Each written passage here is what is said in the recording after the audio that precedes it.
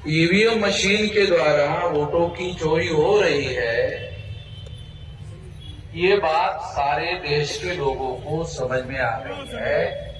इसलिए मुझे बहुत ज्यादा खुशी हो गई है कि अब ये जनता का प्रश्न हो गया है, जनता का इशू हो गया है, ये जनता की लड़ाई हो गई है। ये लड़ाई अब मेरी नहीं रही है।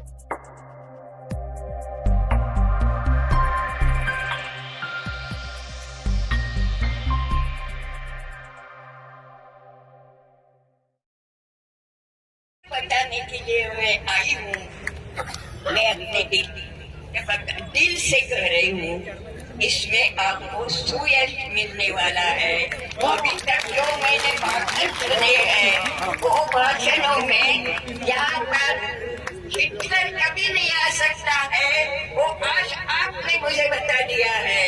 और इसी से आखिरी सांस जब लेना है मैं खुशी से लूंगी और आप सबके चेहरे आखिरी सांस के समय मैं देखती रहूंगी।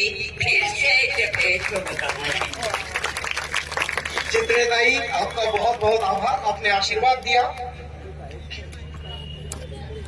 मैं भूख लिखूं या प्यास लिखूं या सारा शहर उदास लिखूं, मैं भूख लिखूं या प्यास लिखूं या सारा शहर उदास लिखूं, मजदूर पड़े हैं सड़कों पर क्या उड़े हैं आकाश लिखूं।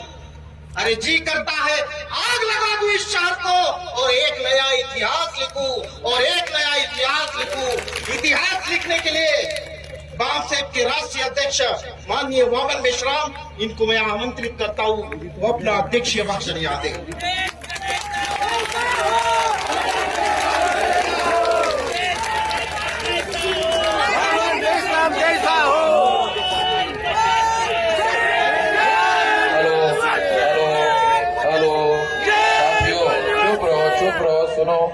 सुनो, जो मैं बताऊंगा उसको आप चुप रह के सुनेंगे तो आपको समझ में आएगा ना। केवल चिल्लाने से लड़ाई नहीं जीती जा सकती। साथियों,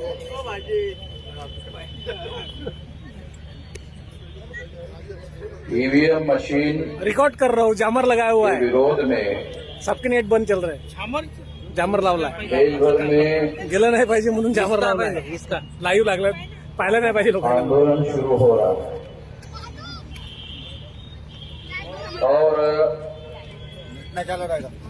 आज ईवीएम मशीन पण नाही म्हणून तर त्यांनी सांगितलं आज वाला ना।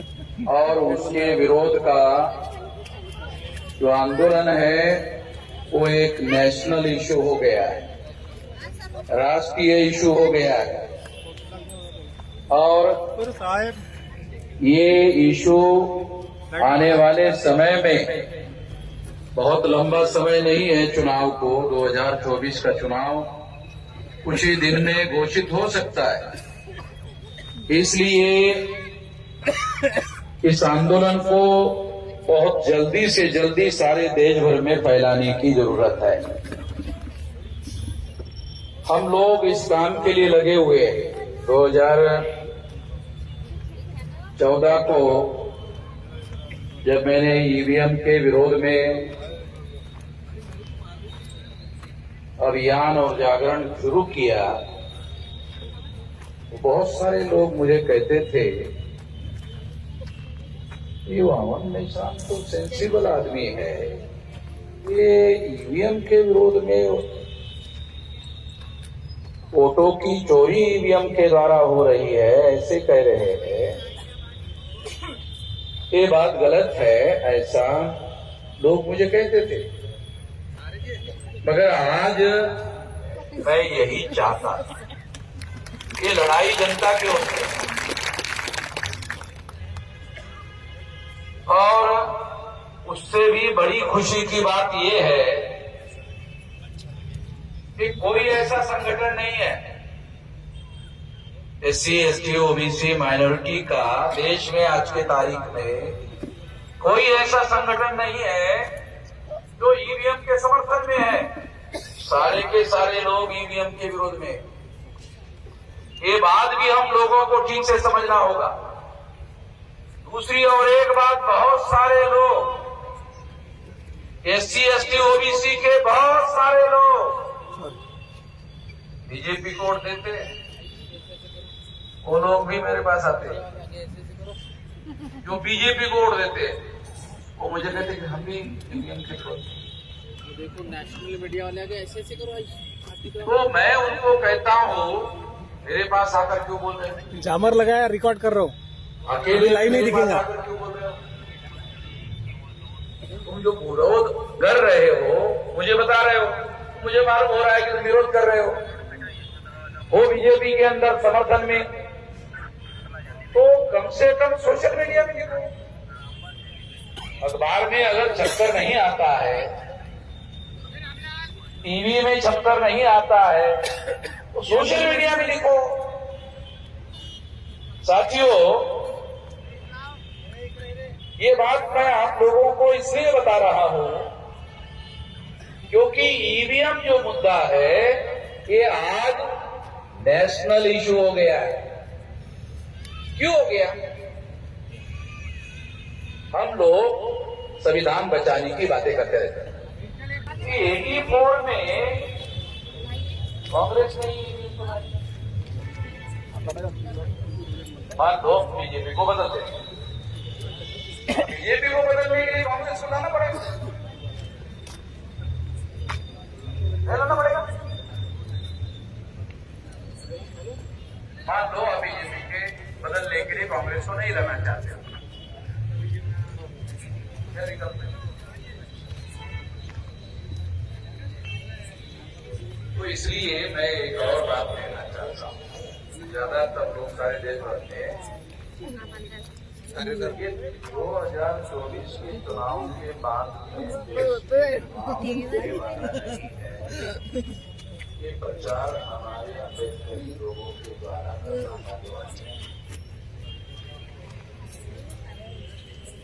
तो ज्यादातर जो इमोशनल लोग हैं उनको समझ में नहीं आता, इससे डर पैदा होता है। जागरण करने की जरूरत है, डर पैदा करने की जरूरत नहीं है।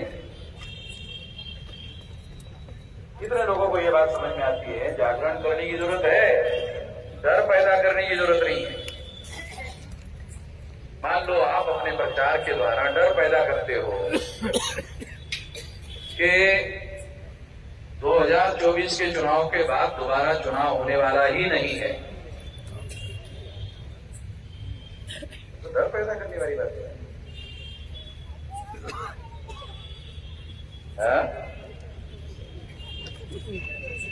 आपको ज्यादा समझ में आता है ना, मुझे तो समझ में आता नहीं है। आपको ज्यादा समझ में आता है। अरे सुन ले भाई, सुन ले, मैं आपको ये कह रहा हूँ कि तो सुन लेना, इसीलिए बोल रहा हूँ, सुन ले।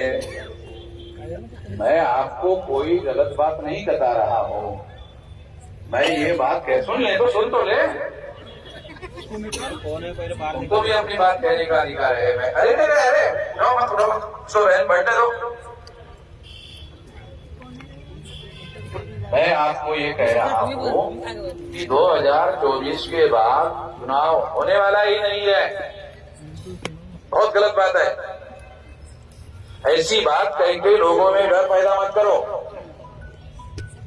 ऐसी बात जब ज्यादा से ज्यादा प्रचार में आती है, लोगों में डर पैदा होता है, और डर के आधार पर अगर वोट होगा सही हो जाएगा, सही हो जाएगा। मुझे तो नहीं लगता सही हो जाएगा। जो लोग डर पैदा कर रहे हैं वो लोग तीसरी शक्ति का निर्माण होने से रोक रहे हैं। समझ में आता है किसी को? है समझ में आता है? आ गया, चलो आ गया, एक आदमी को तो आ गया। अरे तो जेवण तो मैं आप लोगों को ये बताना चाहता हूँ कि कोई भी प्लान बनाकर, योजना बनाकर जब देश में अभियान चलाया जाता है तो उसके पीछे कैलकुलेशन होता है। वो कैलकुलेशन ये होता है अभी तो रिकॉर्ड हो रहा कि ये लोग इसका है। जामर लगा है, किसी का नेट नहीं चल रहा। हाँ ओके ओके जामर लगा है। ये कैलकुलेशन है। हमारा कैलकुलेशन क्या है, जो बहुजनवादी लोगों का कैलकुलेशन क्या है कि नहीं, ऐसा नहीं होना चाहिए। अगर ऐसा नहीं होना चाहिए, ये हमारा कैलकुलेशन है, तो हम सोचते हैं डर पैदा नहीं करना चाहिए। विवेक से वोट होना चाहिए, जागरण से वोट होना चाहिए, डर के आधार पर वोट नहीं होना चाहिए। डर के आधार पर वोट होगा, बदलाव नहीं होगा, परिवर्तन नहीं होगा, जी जी। और बहुत बड़े पैमाने पर डर पैदा किया जा रहा है। मैं इसके बहुत ज्यादा विरोध में हूं, सारे देश भर में इसके विरोध में हूं। सारे देश भर में हमारा जो संगठन है, कैडर बेस्ड ऑर्गेनाइजेशन है, सारे देश भर में ये बात हम लोगों को समझा रहे हैं, बता रहे हैं। जो लोग लोगों के अंदर डर पैदा कर रहे हैं, वो लोगों के अंदर जागरण पैदा नहीं होने दे रहे। लोगों के अंदर जागरण पैदा करने की जरूरत है। जागरण से विकल्प खड़ा होगा, जागरण से अल्टरनेटिव खड़ा होगा, और जागरण करना जरूरी है। कांग्रेस जाएगी तो बीजेपी आएगी, बीजेपी जाएगी तो कांग्रेस आएगी। क्या होगा? तो पहले भी हुआ। 84 में 26 जनवरी 1950 को संविधान लागू हुआ। 1952 से प्रथम लोकसभा का चुनाव हुआ, वोट से होता था। क्या होता होगा भाई, तो नहीं जानता इसमें कोई बदलाव होगा। तीसरी शक्ति का निर्माण होना जरूरी है। कम से कम तीसरी शक्ति इतनी बड़ी होनी चाहिए। वोट का अधिकार जो है, उसमें 2 अधिकार शामिल है। एक शासक चुनने का, दूसरा शासक बनने का। तो 84 तक तो हम चुनते ही रहे दूसरों को। 84 तक हम दूसरों को चुनते रहे। तो दूसरों को चुनने से विकल्प खड़ा नहीं होता। वोट के अधिकार में शासक चुनने का अधिकार ही नहीं है, बनने का भी अधिकार है।